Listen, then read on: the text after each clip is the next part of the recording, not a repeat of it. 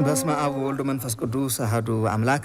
አምስተኛው ደግሞ ዓርብ ይባላል ማለት ነው። ዓርብ እንግዲህ የስቅለት ዓርብ ይባላል ወይም ደግሞ መልካሙ ዓርብ ይባላል። ድህነት የተፈጸመበት ድህነት የተከናወነበት ቀን ስለሆነ መልካሙ ዓርብ ይባላል እና ሐሙስ ለዓርብ አጥቢያ ሌሊት ይዘውታል ጌታን። ከዚህ በኋላ ደግሞ ዓርብ በጧት መጀመሪያ በሊቀ ካህናቱ ፊት በሐሰት ከሰውታል። ይህንን በሃይማኖት ምክንያት ከሰውታል ማለት ነው። በሃይማኖት ምክንያት ማለት አንደኛ እግዚአብሔርን ያብላል፣ እግዚአብሔርን ያሳብላል። እኔ እግዚአብሔር ነኝ ይላል። ራሱን ከእግዚአብሔር ጋር ያነጻጽራል።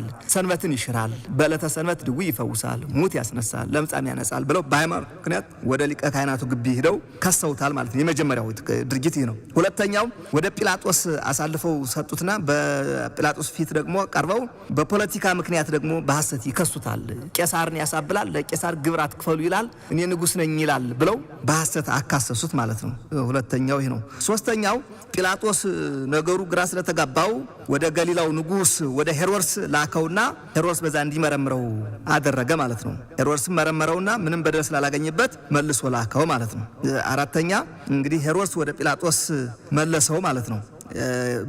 በጧት የተከናወኑ ክንውኖች ናቸው። በጧቱ ማለት ነው። በአንድ ሰዓት እስከ 3 ሰዓት ባሉት ከአንድ ሰዓት እስከ 3 ሰዓት ባሉት የተከናወኑ ናቸው። በ3 ሰዓት ደግሞ ከዚህ በኋላ ጲላጦስ ሄሮድስ አልፈረደበትም። ወደ ጲላጦስ መልሶ ስለሰደደው እንዲያውም ምንድነው የሚለው በዛ በወንጌሉ ላይ ወኢታሚረ ተኳነኑ ሄሮድስ ወጲላጦስ እስመ ጋይዝ ቦሙ እንቅድመዝ።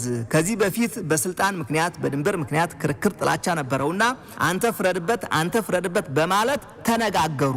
በጌታ ኢየሱስ ክርስቶስ ሞት የነሱ እርቅ ተጀመረ ይላልና ሄሮድስ አልፈርድም ብሎ ወደ ጲላጦስ ላከው። ጲላጦስ ደግሞ በ3 ሰዓት በርባንን ፈቶ ኢየሱስን ገርፎ ሰጣቸው። ምክንያቱም በአይሁድ ልማድ የተገረፈ አይሰቀልም፣ የሚሰቀል ሰው አይገረፍም። ስለዚህ ምንም በደል ስላላገኘበት ጲላጦስ መርምሮ በደል ስላላገኘበት ልፈታላችሁ ትወዳላችሁን አላቸው። በዚህን ጊዜ ምን አሉ? የለም በርባንን ፍታልን፣ ክርስቶስን ስቀልልን አሉት። በበዓል አንዳንድ እስረኞች ይፈቱላቸው ነበር፣ ልምድ ነበርና ከእስረኞች መካከል ኢየሱስን ልፍታላችሁ በሚላቸው ሰዓት ኢየሱስን ስቀልልን፣ በርባንን ፍታልን።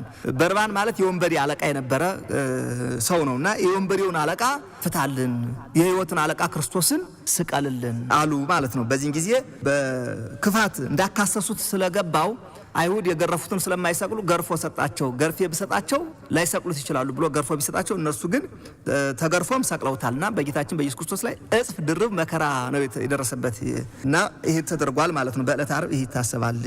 አምስተኛ የምናስበው ይሄ ነው ማለት ነው።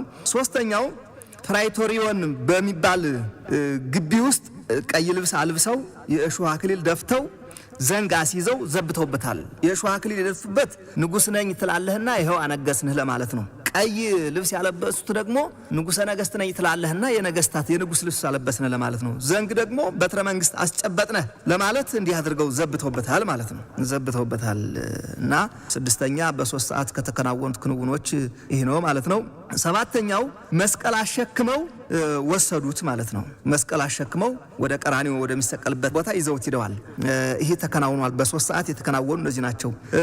በ6 ሰዓት ደግሞ 8ኛ ድርጊት ነው የተከናወነ። በ6 ሰዓት ጌታችን ኢየሱስ ክርስቶስ በሁለት ወንበዴዎች መካከል በቀራንዮ ላይ ሰቅለውታል፣ ተሰቅሏል ማለት ነው። ስለዚህ በተሰቀለ ሰዓት ፀሐይ ጨልሟል። ፀሐይ ሲጨልም ጨረቃና ከዋክብት ማብራት ይችሉ ነበረ። ነገር ግን ፀሐይ ስትጨልም እነሱ ደግሞ ብርሃናችን አንሰጥም ብለው ጨረቃ ደም ሆናለች፣ ከዋክብት ረግፈዋል በ6 ሰዓት ማለት ነው። ስለዚህ ከ6 ሰዓት እስከ 9 ሰዓት ዓለም ጨለማ ሆናለች፣ ዓለም ተናውጣለች እና የተሰቀለበት ሰዓት ነው 6 ሰዓት ማለት ነው። 9ኛ ልብሱን ተካፈሉ። ልብሱን በሚሰቅሉት ሰዓት ጌታችን ኢየሱስ ክርስቶስ ሰቀሉት። ከሰቀሉት በኋላ ልብሱን ተካፈሉት። ልበ አምላክ ዳዊት እንደተናገረው ወተካፈሉ አልባሲ ለርሶሙ፣ ልብሴን ለራሳቸው ተከፋፈሉ። ወተአጸው ዲበ አራዚዬ፣ በልብሴ ላይ ዕጣ ተጣጣሉ ብሎ እንደተናገረው ልብሱን ተካፍለዋል። 10ኛ ሰደውት፣ ተፉበት፣ ሆምጣጤ ያጠጡት፣ ጎኑን ወጉት ማለት ነው። 6 ሰዓት ላይ እነዚህ የተከናወኑ ክንውኖች ናቸው።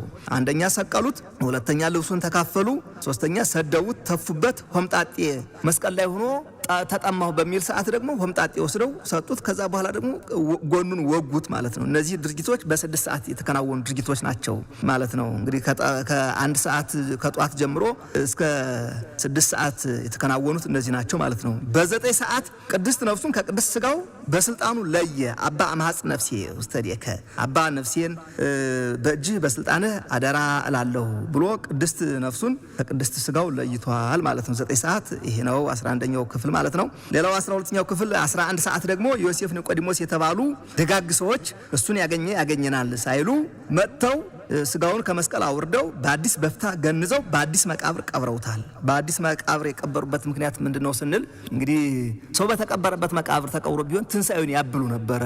የነቢያት አጽም ነው ተአምራት የሚያደርግ የነቢያት አጽም አስነስቶታል እንጂ በራሱ በስልጣኑ አልተነሳም እንዳይሉት በአዲስ መቃብር ገንዘው ዮሴፍና ኒቆዲሞስ ገንዘው ቀብረውታል ማለት ነው። እና ይሄ ይታሰባል ማለት ነው በዕለተ ዓርብ።